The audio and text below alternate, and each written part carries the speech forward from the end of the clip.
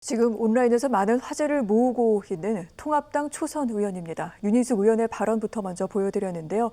지난달 30일에 국회 본회의에서 이 민주당이 주도해서 전월세 상한제 그리고 계약갱신 청구권제를 담고 있는 주택임대차 보호법 개정안이 통과됐는데 통합당 의원들은 모두 표결 전에 퇴장을 했습니다만 윤 의원 혼자 남아서 이제 법안이 통과되고 난 뒤 자유 발언을 통해 임대차 3법에 반대하며 조목조목 여당을 비판했습니다. 이 발언 여러모로 주목을 받고 있는데 여러분께서는 어떻게 보셨는지 궁금합니다. 그럼 두 분 의견 들으면서 오늘 이야기 시작해 보도록 하겠습니다. 평론가님, 윤 의원의 발언 어떠셨는지요? 경제학자시면서 또 초선 의원이신데 사실관계에 대한 충분한 체크가 되어 있지 않은 상태에서 사실상 거짓말들을 너무 많이 하셨습니다. 자, 이 1000만 수도권의 그 집 문제를 다루고 있는 이 사안 31년간 토론해 온 겁니다. 1989년에 처음에 1년 기한인 그 임대 계약 기간이 2년으로 경신될 때 이미 전월세 상한제도 필요하고 계약 청구권도 필요하다고 있었습니다. 얘기를 하고 주장을 했었고요. 그리고 또 2014년에 그 부동산 3법이 재건축자들에게 엄청난 특혜를 쏟아부을 때도 그때도 다시 시민사회단체는 강력히 전월세 상한제와 계약 청구권, 갱신 청구권제를 논의를 했었고 또 해달라고 요구를 했었고 그리고 그것이 발의까지 됐음에도 불구하고 폐기 처분됐어요. 이런 그 논의 과정들을 전부 무시하고 내가 초선 의원이니까 이제 들어와서 보니까 토론을 하지 않았다. 그리고 토론은 미래통합당이 거부한 것이지 다른 그 당들은 같이 토론을 갖다 참여를 했었습니다. 그러니까 이런 부분들의 거짓말도 있고요. 그리고 또 전세가 곧 소멸할 것이다.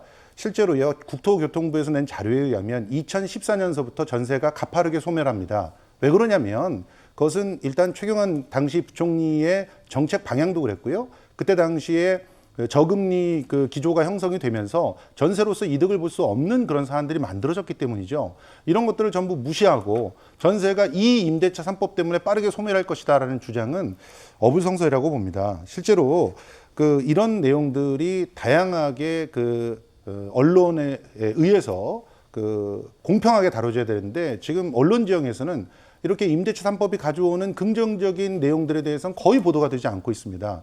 과연 이것이 앞으로 우리 그 부동산 그런 시장에 어떤 영향을 끼칠지 참으로 걱정스럽고요. 지금이라도 임대차 3법에 대한 진실을 알리는 것이 언론들이 마땅히 해야 될 거라고 생각합니다. 네. 윤 의원의 발언, 일부 사실과 다른 부분도 있고 또한 일부 언론에 의해 악용되는 측면도 있다. 임대차 3법으로 얻을 이익이 훨씬 더 큰데 이 부분에 대해서 제대로 다루지 못하고 있다라고 평론가께서는 지금 말씀을 해주셨는데요. 전 변호사님께서는 어떻게 들으셨습니까? 예, 진중권 교수가 이거를 가지고 비판이 합리적이고 국민 정서를 대변했다 이렇게 호평을 하셨더라고요. 저도 여기에 동의를 하고 깨끗하고 정직하고 진정성 있는 비평 이었다는 거에 저는 지금 동의를 하고 싶습니다. 근데 아까 김성수 평론가님께서 30년간 주택임대차 보호법 관련해서 이 논의가 지속돼 왔다는 점에서 윤희숙 의원이 거짓말을 했다 이렇게 말씀을 하셨는데 윤희숙 의원은 거기에 대해서 거짓말을 한 적이 없고 30년간 논의가 되어 오면서도 이것을 시행하지 못했던 거는 도시를 붕괴하는 가장 빠른 방법이 뭔지 압니까? 붕괴와 그다음에 계약 시장에 국가가 개입을 하는 거예요. 이걸로 생길 수 있는 부작용 때문에 통과를 시키지 못했던 그런 면을 지금 강구하고 얘기를 하시는 것 같고 그리고 2014년부터 전세가 가파르게 감소돼 왔다 그렇게 말씀을 하셨는데 기준금리 제로 시대의 전세 시장과 반전세 시장이 같이 섞이면서 전세 공급이 감소할 수는 있는 거죠. 하지만 4년 가지고 4년 동안 그 임대차 상한율을 5% 이내로 묶어놓고 그 다음에는 이렇게 마음대로 정할 수 있다고 해버리면은 그 다음에는 이 전세 시장에 더 빠르게 이 공급이 감소될 수 있는 문제가 있거든요.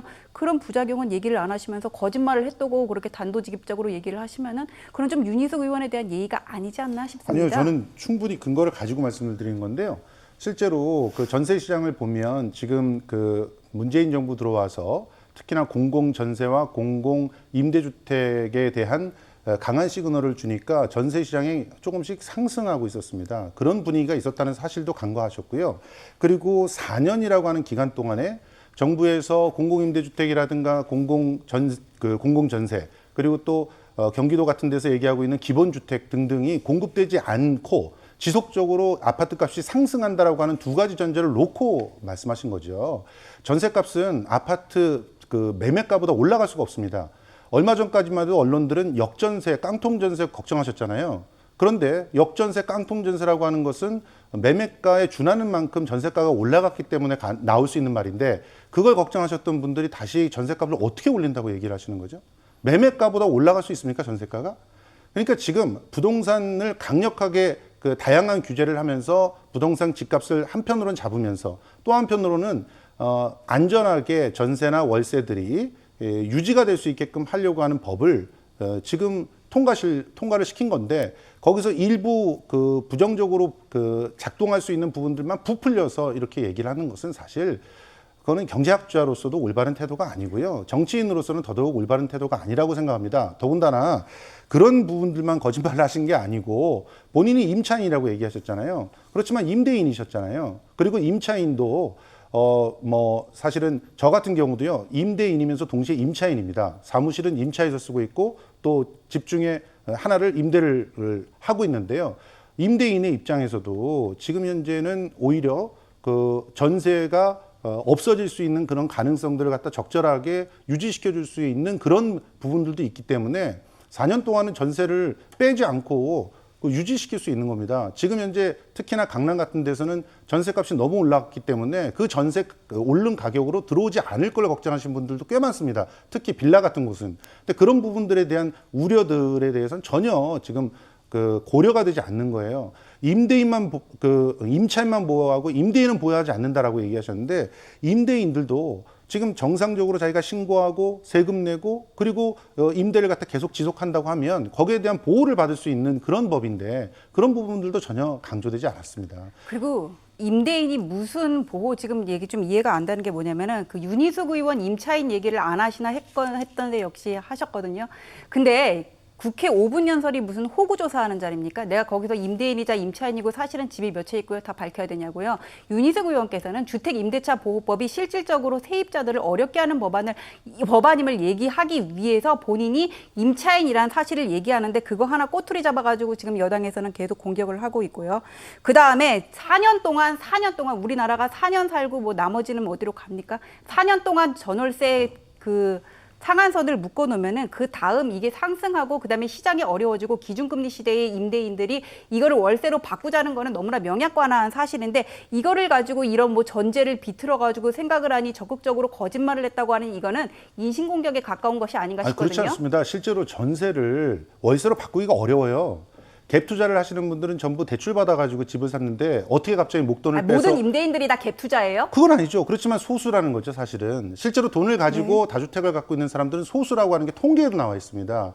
지금 현재 그 갭 투자가 문제가 되고 또 전세를 끼고 사는 것들이 문제가 되는 것은 지금 그런 분들이 자신이 충분히 보증금을 갖다 환산할 수 있는 능력이 없음에도 불구하고 지금 전세를 끼고 그런 집들을 늘려가기 때문에 문제 아닙니까? 그래서 그게 깡통 전세, 역전세의 문제가 생기는 거고요.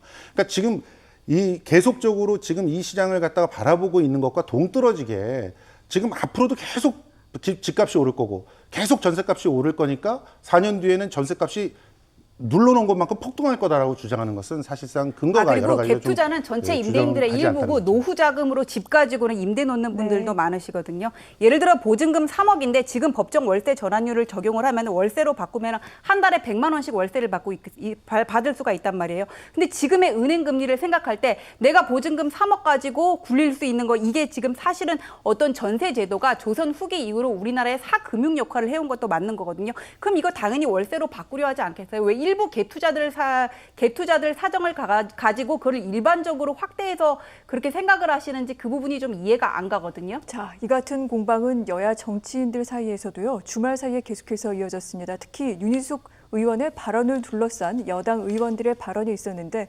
보고 난 뒤에 저희가 계속해서 얘기를 좀 이어가도록 하겠습니다. 박범계 의원이 SNS를 통해 이 같은 이야기를 했습니다. 방금 두 분께서도 언급을 하셨는데 윤희숙 의원 2주택자였다. 그리고 지금도 1주택을 소유한 임대인이고 또한 임차인이기도 하다. 그런데 마치 평생 없이 산 임차인의 호소처럼 이미지를 가공한 것은 좀 지나친 것 같다라고 그렇게 비판을 했고요. 윤준병 의원은 한 발 더 나갔습니다. 이제 윤희숙 의원의 발언 내용에 전세가 소멸될 것이다라는 내용이 있었는데 이 부분 전세가 월세로 바뀌는 게 나쁜 현상이 아니고 이제 누구나 다 월세 사는 세상이 올 것이다. 그런데 전세 제도가 소멸하는 것을 아쉬워하는 분들이 있는데 마치 의식 수준이 과거 개발 시대에 머물러 있는 것 같다. 이렇게 비판을 했습니다. 먼저 박범계 의원 발언부터 그럼 살펴보도록 할게요. 윤 의원이 2주택자였다라는 것을 지적하는 과정에서 이상한 억양을 썼다라고 얘기를 했다가 역풍이 더 거세지기도 했습니다. 여기에 박 의원 3주택 소유자인 것으로 알려지면서 여러 가지 지금 비난을 받고 있는 상황이기도 한데 자, 박 의원 비판부터 전 변호사님 좀 평가를 해주실까요? 저는 박 의원이 8월 1일 날 페이스북에 올리시고 그다음에 윤준병 의원, 오늘은 이제 김남국 의원까지 가세를 했는데요. 그냥 이렇게 중구난방식으로 페이스북에다 자기 생각 올리지 마시고 민주당에도 윤희숙 의원 같은 경제 전문가 학자가 있으실 거잖아요. 좀 정리를 해가지고는 하나하나 좀 합리적으로 비평을 해주셨으면 좋겠다 이런 생각이 들거든요. 먼저 박 의원 뭐라 그러셨냐면 국회 연설 직전까지 2주택 소유자이고 현재도 1주택 소유하면서 임대인이다 그랬는데 지금 민주당의 다주택 의원 수가 신문 보도를 보니까는 40명 정도 되는 걸로 이렇게 나와 있거든요. 그럼 이번에 주택임대차 보호법 통과할 때 그 170몇 명 정족수에서 40명은 진정성 없는 걸로 빼고 생각하면 되는 건가요? 그다음에 윤준병 의원 뭐라 그러냐면 절세가 월세로 전환되는 것이 나쁜 현상이 아니다 그렇게 얘기를 하셨거든요. 여기 들어오기 좀 전에 제가 어디 보도에 단독으로 올린 거를 보니까는 이분이 지난달 11일 날 공동 발의한 거에 보면은 전세가 사라지면서 주거 불안이 가중되는 것을 막기 위해서 4년 말고 거주 기간을 6년으로 보장돼야 된다 이런 법안에다 공동 발의를 하셨어요. 그리고 윤준병 의원 오늘 라디오에 나와가지고 뭘 하셨냐면은 지금 월세로 바꿀 때 세입자 부담이 가중된다는 근거가 월세 법정 전환율이 4%고 대출 금리는 2%란 말이에요. 그러면 내가 가지고 있는 월세는 내는 거는 그냥 없어지는 돈이고 은행에서 대출 받는 거는 갚으면은 내 돈 되는 거 아니에요. 그런 차이 때문에 진행자가 그 김종배 진행자가 여기에 대해서 어떻게 생각하는지를 물어보니까는 앞으로 주택 임대차 보호법이 제대로 정립이 되면 5% 이내로 올릴 수가 없어가지고는 이자와 월세가 비슷해진다 이런 말씀을 하셨는데 제 머리로는 이게 무슨 말인지 좀 이해가 안 가거든요. 그다음에 김남국 의원 뭐라 그랬냐면은 윤희숙 의원한테 수요와 공급 곡선을 얘기를 하면서 가격은 수요 곡선과 공급 곡선에 의해 결정이 된다. 그렇게 얘기를 하면서 윤희숙 의원이 전세값이 나중에 폭등할 거라고 얘기한 근거가 납득이 가지 않는다 그렇게 얘기를 했는데 수요와 공급 곡선이라는 거는 이렇게 갱신 청구권을 보장을 하고 정부가 올라갈 수 있는 상한선을 정하면은 공급 곡선이 축소돼서 그래서 가격이 올라갈 수밖에 없다는 얘기거든요. 김남국 의원도 이분이 변호사잖아요. 경제 전문가는 아니고 좀 더 공부를 하고 얘기를 했으면 좋겠다 그런 생각이 듭니다. 그런데 어떤 근거에 의해서 지금 금액을 눌러놓으면 공급이 축소된다라고 그냥 주장하시는지 이해가 안 돼요. 그러니까 공급을 무조건 그러니까 그 금액을 5%로 누르면 공급이 축소된다라고 하는 당연한 그러니까 1 더하기 1은 2처럼 이렇게 결론을 내리고 논의를 진행하시잖아요. 지금 현재 그 7월 10일 이후에 지금 준비를 했던 그런 그러니까 그 공급 정책이 네. 지금 8월 10일에 10만 호가 또 들어와요. 그렇게 10만 호가 들어와서 그것도 대부분 지금 민간 분양으로 이렇게 소화하려고 하지 않고 대부분을 임대주택으로 돌리려고 합니다. 그러면 임대 시장에 못해도 7만 호 이상이 들어온다는 얘기 아닙니까? 그리고 그거 이외에도 지금 경기도 같은 경우는 적게는 4년 동안에 100만 원을 갖다가 좀 공급하겠다고 얘기를 하고 있어요. 경기도 내에서. 그것도 기본주택이라고 해가지고 그 도심지 중심으로 쓸만한 그런 경제성을 갖고 있는 그런 주택을 갖다 그 공급을 한다는 거예요. 그런 계획들을 전혀 무시하고 지금 현재 있는 상태. 자, 예를 들어 100만 개의 그 임대주택이 있다면 100만 개 임대주택이 있는 한에서 파는 사람 팔 수도 있고 어떤 사람 자기 아들한테 줄 수도 있고 하니까 줄어든다. 이렇게 주장하는 것은 사실은 좀 일방적인 그런 그 주장이라고 볼 수 있습니다. 임대주택 어디 들어서요? 사람들이 살기를 선호하는 곳입니까? 예, 그런 곳에 인프라가 잘 돼 들어섭니다. 있는 강남 지역이에요? 아니잖아요. 사람들이 전국적으로 보면은 지방은 계속 집값이 떨어지고 서울하고 서울 근교는 오른단 말이에요. 그게 왜 그런데요? 사람들이 정작 살고 싶은 데는 따로 있는 거잖아요. 그러니까요. 자사고 같은 거 폐지해가지고 파락군으로 더 몰리고 있어요. 그러니까 가장 중요한 부분들이 그런 거잖아요. 사람들이 누구나 다 살 수 있는 곳에 그런 주택을 만들어야 된다. 근데 거기는 지가가 비싸다. 이런 거 아닙니까? 그러니까 공공이 갖고 있는 공유지를 가지고 만들라는 거잖아요. 어디다가 만드냐고요. 이번에 10만 호 같은 경우 중에서도 뭐 태릉에 있는 그런 부지나 이런 것들은 상당히 그 의미 있는 그런 부지라고 알고 있고 거기 학군이 좋아요? 예, 그리고 경기도에서 그 집 만들겠다고 하는 것들은 도심지입니다. 도심지 말씀하신 대로 교통도 굉장히 좋고 또 학군도 상대적으로 괜찮은 네. 그런 곳에 집중적으로 만들겠다고 하고 있어요. 이런 정책들을 다 무시하고 있는 거 상태에서만 얘기를 하면 그건 논의가 전개가 되지가 않겠죠. 전체 가구가 지금 2천만에 가까운데 지금 7만 호 공급되는 거 가지고 이게 주택 공급 시장에 얼마나 영향을 미칠 전국이고요. 수 있을지 네. 일단 궁금하고 그게 전국인데 주로 수도권에 많이 몰려 있잖아요. 그다음에 그 자금 자산을 가진 수요부터 해가지고는 좀 이해가 안 되는 면이 있네요. 그래서 이게 뭐 4년 뒤에 폭등할 거라는 거를 전제를 하고 얘기를 하냐 그랬는데 이건 어디까지나 지금부터 예전에 과거에도 89년에 1년에서 2년으로 존속 기간을 늘렸다가 그 임대료가 폭등을 한 적이 있거든요. 과거 사례라든지 뭐 외국의 사례 이런 것들을 가지고 우리는 지금 얘기를 할 수밖에 없는 건데 이게 그렇게 논의가 필요하단 거면은 왜 그렇게 번개불에 콩 구워 먹듯이 통과를 시키냐고요. 89년도에 그런 예 때문에 지금 보완책이 들어가 있는 겁니다. 무슨 보완책이 일단 첫 들어가 번째는 있어요? 시행 시기를 갖다 바로 붙여서 법 통과와 시행 사이에 편법적으로 계약 갱신을 하는 것들을 막았고요. 그리고 소급 적용을 통해 가지고 지금 현재 전세나 월세 계약을 하고 있는 사람들이 바로 다 혜택을 받을 수 있게 만들었고요. 그리고 전월세 상환제를 도입을 해가지고 2년 갱신 후에 돈을 올리지 못하게 묶었습니다. 이런 보완책들이 같이 진행되고 있는 상황이고요. 심지어 뭐 말씀하신 대로 뭐 자기 아들한테 편법적으로 준다, 뭐 친인척한테 준다 이런 형태가 되면 자신이 마땅히 주장해야 될 그런 권리를 빼앗긴 거기 때문에 거기에 대해서 손해배상 청구도 할 수 있는 그런 부분들까지도 국토부가 세세하게 안내를 하고 있습니다. 그러니까 지금 89년과 단순히 비교하는 것도 어울리지 않고 그리고 89년 같은 경우는 3조 호황 때문에 엄청나게 전체적으로 금리도 높고 또 그 자금도 많이 풀리고 외국에서부터 자금도 들어오고 할 때였고 그런 때하고 비교를 하시는 건 적절하지 않다고 아니 생각합니다. 금리가 높으면은 그때는 금리가 높았는데도 네. 전세값이 폭등했다는 거 아니에요. 근데 이번은 그렇지 않으니까 더 폭등할 가능성이 있는 거고 지금 보완책을 마련했다고 그랬는데 그게 연착륙은 될지 몰라도 4년에 최대 4년까지는 가능하겠죠. 어떻게 잡는 게. 그런데 그 이후는 어떻게 될 건지 여기에 대한 충분한 심사가 있었냐는 거죠 지금. 알겠습니다. 일단 저희가 지금 이 정도까지 얘기를 들어보도록 하고요. 부동산 공급과 관련된 내용도 이번 주 안에 아마 정부에서 발표할 것으로 보이기도 합니다. 부동산 공급책이 나오면 부동산과 관련해서 조금 더 깊이 있는 이야기를 나누는 시간 다시 마련을 하도록 하겠습니다. 정치 이야기 조금만 더 하도록 할게요. 통합당 그동안 부동산법이 통과되는 과정에서 여당에 일방적으로 밀리는 모습을 보였는데 모처럼 이제 여당을 향한 비판 목소리를 높이고 있습니다. 오늘 당 비상대책위원회의가 열렸는데 김종인 비대위원장 임대차 3법이 세입자와 임대인의 갈등 구조를 더 높였다며 여당의 책임을 강조했고요.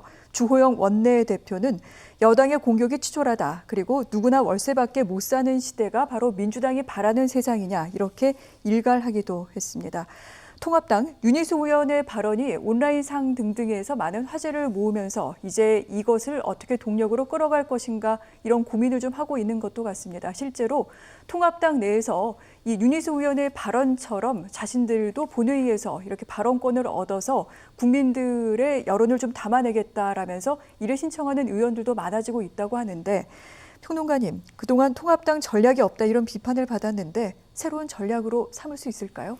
그러니까 일단 의회 안에 들어와서 자기가 그 자기의 소신으로 말을 한다는 것은 네. 자기가 나름대로 그 팩트 체크를 하지 못하고 발언을 하더라도 주목을 받습니다. 그거는 적절한 전략이죠. 실제로 뭐 이전에 그 민주당이 야당일 때도 역시 똑같이 의회에서 필리버스터를 갖다 하면서 주목을 받았습니다. 그때도 모두 다 사실만을 얘기했던 건 아니죠. 뭐 일부에 대해서는 왜곡된 부분들도 있었지만 그런 것들을 네. 적절하게 이용하면서 자신들의 주장들을 국민들에게 관철시켰단 말이죠. 의회라고 하는 것이 존재하는 이유가 바로 이런 거죠. 토론을 애초에 거부하고 나가버리면서 나중에 토론 안 했으니까 절차가 무시됐다 이렇게 주장하는 것은 사실은 자기 얼굴에 침 뱉기가 될 수가 있는 그런 전략입니다. 그런데 지금 저는 이 미래통합당의 이런 그 의회의 힘을 알게 되고 그렇게 바꿔나가는 그런 모습들은 바람직하다고 보는데 참 안타까운 것이 수권을 얘기하고 있는 정당에서 네. 지금 좋은 호재가 나왔다라고 하는 것만 놓고 너무 몸이 달아있는 건 아닌가 하는 생각이 들어서 안타까웠어요.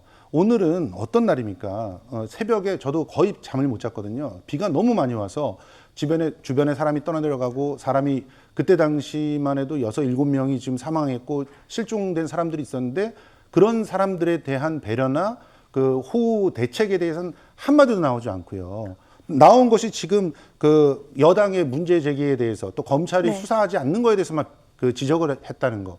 과연 수권 정당으로서 이게 그 좋은 태도인가 하는 부분에 대해서 아쉬움이 좀 있습니다. 통합당이 좀 참고해야 그러니까 될 전략을 것도 좀 같네요. 바꾸셔야죠. 지금 민생을 정말 제대로 들여다보고 네. 내가 그걸 신경 쓰고 있다. 이만큼 공감하고 있다라고 하는 걸 보여주지 않으면 그 공감이 정책으로 입안될 가능성이 없다고 생각하기 때문에 결과적으로는 새로운 그런 국민들의 마음을 돌리기가 어렵다는 얘기입니다. 자, 그러면은 여기서 여론조사 결과를 하나 보고 난 뒤 전지현 변호사님께 또 질문을 드리도록 하겠습니다. 지난주에 부동산 관련 법안을 여당이 단독 처리했는데 이 부분 국민들께 여쭤봤습니다. 잘 했느냐, 공감하느냐 여쭤봤더니 48.6%가 정상적인 결정이다. 46.5%는 여당 일방적인 결정이다라고 이렇게 얘기를 했습니다. 상당히 찬반이 비등한 것을 알 수가 있습니다. 리얼미터가 지난달 31일에 조사했습니다. 표본 오차 플러스 마이너스 4.4%포인트, 95% 신뢰 수준입니다. 이처럼 민주당 입법의 속도를 내고 있는데 이런 부분 민주당에겐 득이 될까요? 실이 될까요? 아울러 통합당에게는 또 어떨까요? 전 변호사님. 그 정상적 결정이다, 일방적 결정이다 지금 이렇게 물어봤거든요. 근데 여론조사를 할 때는 질문이 중요해요. 이게 다수결로 통과를 시키는 게 위법의 문제는 아닙니다. 그냥 원론적으로 어떤 헌법상의 대의제 원리 이런 거를 얘기를 할 수는 있지만은 이게 위법적법이라고 얘기를 할 수 있는 부분은 아니고 여기다 정상적, 일방적이라는 거는 이러한 합의 절차를 잘 지켰느냐 그냥 그런 부분인 것 같아요. 그런데 민주당의 김혜영 의원께서 뭐라 그러셨냐면은 다수결 원칙은 최후의 수단이다 그렇게 얘기를 하셨거든요. 제가 알기로는 김혜영 의원은 어떤 당내 주류는 아닌 걸로 알고 있어요. 근데 이분이 다수결의 원칙은 최후의 수단이라 얘기를 했던 거는 지금까지 집권 여당에서 지켜온 어떤 대의제 원리에 문제가 있음을 우회적으로 지적한 것이 아닌가 좀 그런 생각이 들고 그리고 아까 무슨 홍수가 지금 전국적으로 폭우가 오고 있는 상황에서 이런 부분에 대한 언급은 하나도 없다 뭐 이런 거를 지적을 하셨는데 야당이잖아요. 사실 이거는 집권 정당 그다음에 당정청 회의라는 거 있잖아요. 정부가 책임져야 될 문제거든요.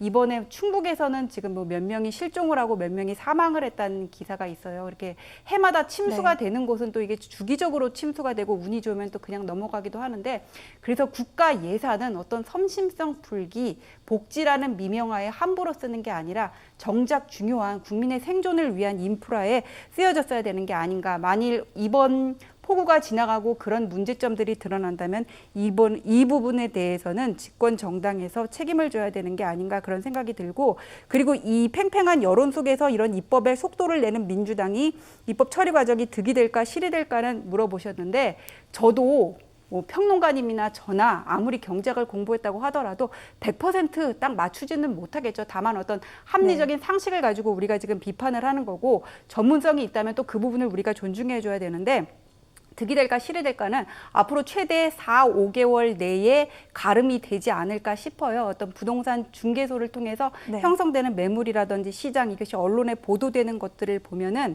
우리가 그런 것들을 가늠할 수 있지 않은데 근데 평론가님께도 항상 보면 언론의 관행을 꼬집으시거든요. 우리나라 언론이 정확하게 어떤 문제가 있는지 제가 정확하게는 모르겠는데 그런 언론에 문제가 있다면 그 부분도 같이 시정이 돼야 될 거라고 봅니다. 알겠습니다. 좀 지켜볼 필요가 있을 것 같습니다.